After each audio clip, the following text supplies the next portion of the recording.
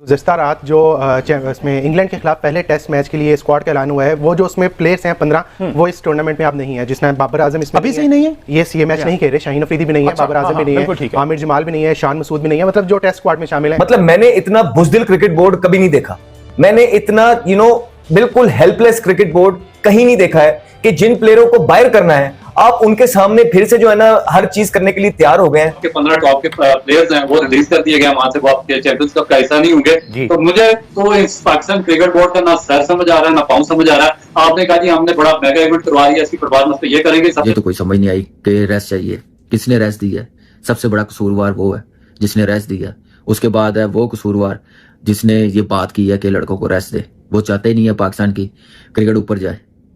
ये तो मेरे ख्याल से अपना सिस्टम जीरो पे लेके जा रहे हैं। कल जो आपने भी कहा बड़ा खूबसूरत जुमला है कि अब पीछे जो आपका नाम लिखा है उसके लिए ना खेलें, आगे जो नाम लिखा है पाकिस्तान उसके लिए खेलें। तो ये आज पता चला है इनको, इसको तो इस पे तो पनिश होना चाहिए कि कहां से इत्तेहाद टूटा। आपने देखा होगा कि फैसलाबाद का जो इकबाल स्टेडियम है वो तकरीबन इस वक्त खाली नजर आ रहा है, क्योंकि जब आपने सुपरस्टार्स को नहीं खिलाना तो फिर क्या वजह होगी कि लोग जो है वो मैच देखने के लिए आए। तो यकीनन ये एक बहुत बड़ा क्वेश्चन मार्क है। लेकिन यहाँ पर ये भी देखना होगा कि जो गैर मुल्की कोचेज हैं, जेसन गिलिस्पी और गैरी क्रिस्टन, जेसन गिलिस्पी चूंकि रेड बॉल टीम को देखते हैं तो जेसन गिलिस्पी ने ही मेरा ख्याल है कि ये एडवाइस किया है कि लगता है कि आप लोग कोई ऐसी चीजें हैं जो प्लेयरों से आप डरते हैं, या आप इंसाफ नहीं कर रहे अपनी जॉब के साथ, इस पाकिस्तान की क्रिकेट के साथ नहीं कर रहे। विराट कोहली को भी आराम दिया गया, रोहित शर्मा को भी आराम दिया गया, राहुल द्रविड़ को भी आराम दिया गया, माजी में पाकिस्तान के कई प्लेयर्स को आराम दिया गया जब उनकी फॉर्म खराब थी।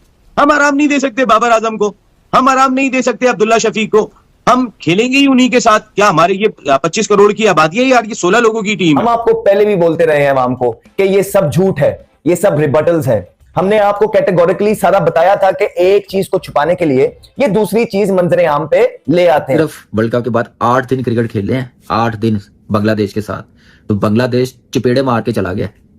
सिर्फ 8 दिन, कितना गैप है वर्ल्ड कप के बाद T20। सिर्फ 3 दिन का टूर्नामेंट रह गया था तो उनको पूरा खेलने क्यों नहीं दिया गया। अब जो आप लोग सोच रहे होंगे कि पाकिस्तानी प्लेयर्स क्यों चैंपियंस कप नहीं खेल रहे, मैं आपको बताता हूं। असल रीजन ये है कि पीसीबी डरता था कि कहीं जो प्लेयर जो सिलेक्ट हो गए इंटरनेशनल के अंदर, अगर वो फ्लॉप हो गए इस चैंपियंस कप के इन मैचेस के अंदर तो लोगों ने हमें क्रिटिसाइज करना है। मैं बाबर आजम को कहता हूं मेरे मुल्क का नंबर 1 बैटर है, वो कोई एक ढंग का मैच तो मुल्क को जिताता नहीं है, वो मेरे मुल्क का नंबर 1 बैटर है।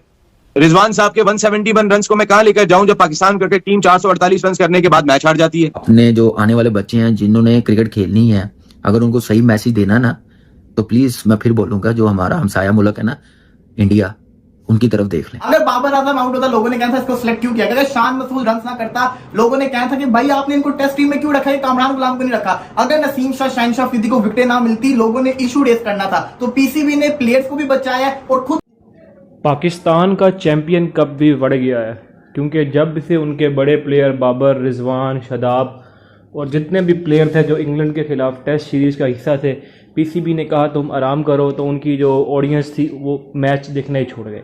कल एक क्वालिफायर खेला गया जिसमें क्राउड ना होने के बराबर था, जिस पर शुएब मलिक ने शदीद बरहमी का पीसीबी के ऊपर इज़हार किया। शुएब मलिक का कहना था कि ये पीसीबी का बहुत ही बुरा कदम है, खिलाड़ियों को 2-3 मैच रहते थे चैंपियन कप की, उनको ख़त्म होने देते।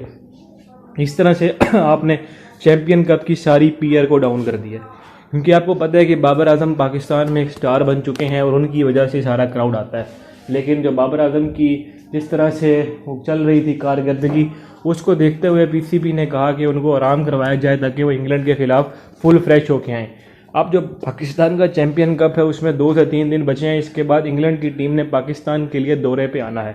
अब देखते हैं कि जो चैंपियन कप का मुस्तकबिल क्या होता है, क्या वहाँ पे ऑडियंस, पीसीबी ऑडियंस को लाने में कामयाब होती है या बाबर आजम को दोबारा बुलाया जाता है। पाकिस्तानी मीडिया इस पर जो है खूब बरहमी का इज़हार कर रहा है। अब आपको हम सुनाते हैं कि पाकिस्तानी मीडिया जो है किस तरह से अपने खिलाड़ियों के ऊपर बरहमी का आगाज़ कर रहा है और पीसीबी के ऊपर भी। और जो पीसीबी के बड़े बड़े दिग्गज हैं वो कह रहे हैं कि आपको इंडिया से सीख लेनी चाहिए कि जिस तरह उनकी दुलीप ट्रॉफी हो रही है लेकिन वहाँ पर भी क्राउड फुल है। अभी आप मज़ीद पाकिस्तानी मीडिया का रिएक्शन सुने और मज़ीद हमारी इस तरह की वीडियोज़ के लिए हमारे चैनल को सब्सक्राइब कर लें और लाइक करें, सब्सक्राइब करें, शेयर करें, वो आपकी मर्ज़ी है। है, मतलब जो टेस्ट स्क्वाड में शामिल है। कैप्टन जो है वो उधर से आई थिंक इमामुल हक कर रहे हैं लाइंस की तरफ से, जबकि इधर से मोहम्मद हारिस है। वाइस कैप्टन भी चेंज हुए हैं। वाइस मेरी तरफ से माजरत, जो मैंने स्टार्ट में कह दिया कि शाहीन अफरीदी वर्सेस बाबर आजम, ये खबर मेरे तक फिर लेट पहुंची है जी। तैयब ताहिर जो है वो वाइस कैप्टन है। तो ये टीम में ऑब्वियसली चेंजेस वाला वो मामला नहीं था, क्योंकि जो उनके वसाइल थे, जो रिसोर्सेज थे, वो उनके पास नहीं थे। लेकिन बात फिर वही आ जाती है कि ये नौजवानों के लिए एक टूर्नामेंट बनाया गया था कि हमें बेंच स्ट्रेंथ मिलेगी, तो क्यों नहीं उबैद शाह को ट्राई किया गया, क्यों नहीं नसीम, वो जो मोहम्मद ताहा है वो पहले भी खेल चुके हैं, शरोन सिराज पहले भी खेल चुके हैं, ये लाहौर कलंदर की तरफ से खेले हुए हैं पहले। डेवलपमेंट प्रोग्राम का हिस्सा है लाहौर कलंदर की, और बड़े बेहतरीन किस्म की इनकी मैंने हिटिंग देखी है लाहौर कलंदर हाई परफॉर्मेंस सेंटर में, वहाँ पे बड़ी मजे की बैटिंग करते हैं। इधर भी ये कुछ मैचेस खेले थे लेकिन अप टू द मार्क नहीं खेल सके। आज भी गालबन उन्होंने 30 ओड रन बनाए हैं। तो ये नौजवान टैलेंट है। अगर आप ये फिर वही वाली बात कि अगर आप इंतजार करेंगे कि बाबर आजम को रेस्ट करवाएं या अब्दुल्ला शफीक बाहर होगा तो फिर हम नए लड़कों को ट्राई करें, तो फिर आपकी बेंच स्ट्रेंथ जो है वो चेक नहीं होगी। ये तो कोई समझ नहीं आई कि रेस्ट चाहिए, किसने रेस्ट दी है? सबसे बड़ा कसूरवार वो है जिसने रेस्ट दिया। उसके बाद है वो कसूरवार जिसने ये बात की है कि लड़कों को रेस्ट दे। वो चाहते ही नहीं है पाकिस्तान की क्रिकेट ऊपर जाए। ये तो मेरे ख्याल से अपना सिस्टम जीरो पे लेके जा रहे हैं कि अपने सिस्टम को स्ट्रॉन्ग नहीं कर रहे, अपनी वैल्यू नहीं बना रहे इस सिस्टम की। सिर्फ वर्ल्ड कप के बाद 8 दिन क्रिकेट खेले हैं, 8 दिन बांग्लादेश के साथ, तो बांग्लादेश चपेड़े मार के चला गया। सिर्फ 8 दिन, कितना गैप है वर्ल्ड कप के बाद T20। सिर्फ पाकिस्तान के लिए 8 दिन क्रिकेट खेले हैं, उसके बाद ये डोमेस्टिक खेले हैं, और डोमेस्टिक जैसे खेले हैं सबको पता है। अपनी सारी कमिटमेंट लंदन में जाके जो काउंटी क्रिकेट हुई है या लीग क्रिकेट हुई है बांग्लादेश में या ग्लोबल लीग, तो वहां पे भी कह देते हैं हमें रेस्ट देते हैं, अभी हम लोग वर्ल्ड कप खेल के आए हैं। वो वहां पे तो नहीं कहेंगे अगर उन्होंने कहा लड़कों ने। तो इस पे तो मैं कहता हूं कि फौरन पीसीबी को चाहिए था, चलो जी बैग उठाए घर जाए। बाबर तो कैप्टन नहीं है टेस्ट के। विराट कोहली को भी आराम दिया गया, रोहित शर्मा को भी आराम दिया गया, राहुल द्रविड़ को भी आराम दिया गया। माजी में पाकिस्तान के कई प्लेयर्स को आराम दिया गया जब उनकी फॉर्म खराब थी। हम आराम नहीं दे सकते बाबर आजम को, हम आराम नहीं दे सकते अब्दुल्ला शफीक को।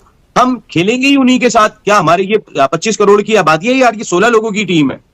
आपने बैकअप बनाने की कोशिश ही नहीं की। आपका डोमेस्टिक परफॉर्मर कोई रेस्पेक्ट ही अर्न नहीं करता। कामरान गुलाम की एग्जांपल सबके सामने, वो डोमेस्टिक में परफॉर्म कर रहे थे। एक जानिब हम लेक्चर देते हैं, प्रेस कॉन्फ्रेंसेस करते हैं और आकर कहते हैं जी जो डोमेस्टिक में परफॉर्म करेगा ना उसे सिलेक्ट किया जाएगा। हमारा म्यार डोमेस्टिक है, हमारा म्यार जो है वो कायद-ए-आज़म ट्रॉफी है, हमारा म्यार ये चैंपियंस कप टूर्नामेंट है। वो चैंपियंस कप में भी परफॉर्म करता है, वो कायद-ए-आज़म ट्रॉफी में भी। आज तक पाकिस्तान के जितने भी प्लेयर्स माजी में बहुत बड़े बड़े नाम गुजरे हैं, लेकिन कामरान गुलाम वाहिद प्लेयर है जिसने किसी एक सीजन में 1000 से ज्यादा रन बनाए हैं। तो जब आप एक तरफ ये कहते हैं डोमेस्टिक हमारा म्यार है या उसको देखते हुए हम आगे बढ़ेंगे, तो उसकी परफॉर्मेंसेस को नजरअंदाज क्यों किया जाता है? देखिए, माजी में बड़े डोमेस्टिक के परफॉर्मर्स थे। मुझे याद है सईद बिन नासिर बहुत बड़ा प्लेयर था, और कई सारे ऐसे प्लेयर थे। वो जगह इसलिए नहीं बना सके कि पाकिस्तान टीम इतनी मजबूत हुआ करती थी कि